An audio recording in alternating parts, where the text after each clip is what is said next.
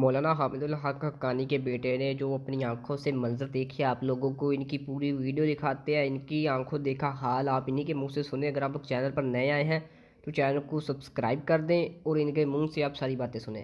ہمیشہ سے ہی معمول رہا ہے کہ وہ جہاں بھی ہو لیکن جمعے کی نماز کے لیے وہ جامعہ دارالعلوم حقانیہ تشریف لاتے تھے. اس دن بھی ہم جمعرات کو اسلام آباد میں تھے. ان کی طبیعت کچھ ناساز تھی. رات کو واپسی ہوئی ہماری. اگلے دن جمعہ تھا. جمعے کی نماز میں ہم سارے اکٹھے یہاں شریک تھے, موجود تھے. اسی دوران نماز ہوئی, اختتامی دعا ہوئی. دعا کے بعد مولانا صاحب رخصت ہوئے. مسجد سے جیسے ہی نکلے مسجد کے دروازے کے باہر انہوں نے اپنے جوتے پہنے. جو یہ سامنے جگہ نظر آ رہا ہے, یہ جو لوگ جا رہے ہیں اور لوگ جہاں کھڑے ہیں, جو یہ پلیٹ فارم نظر آ رہے ہیں, تو یہیں پہ جوتے اترتے ہیں اور مسجد کی گیٹ سے انٹری ہو جاتی ہے. مولانا صاحب نے جیسے ہی جوتے پہنے تو مولانا صاحب کی ہر جمعے سینکڑوں کی تعداد میں اہل علاقہ ملاقات کے لیے تشریف لاتے تھے.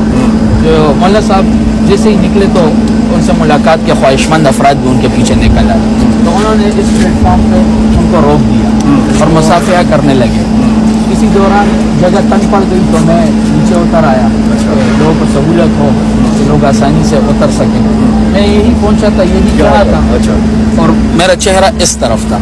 اسی دوران پیچھے سے بلاسٹ ہو تو قیامت کا منظر تھا. زخم مولانا صاحب آپ کے چہرے پہ لگے اور آپ نے ابھی فرمایا کہ آپ کا چہرہ اس طرف تھا. جی بالکل. تو یہ کیسے زخم آیا آپ؟ اب یہ تو مجھے علم نہیں ہے, لیکن جیسے ہی دھماکہ ہوا تو آپ کھڑے رہے یا گر گئے تھے؟ نہیں, میں بس ہل گیا, لیکن میں نے چہرہ فوراً مولانا صاحب کی طرف کیا.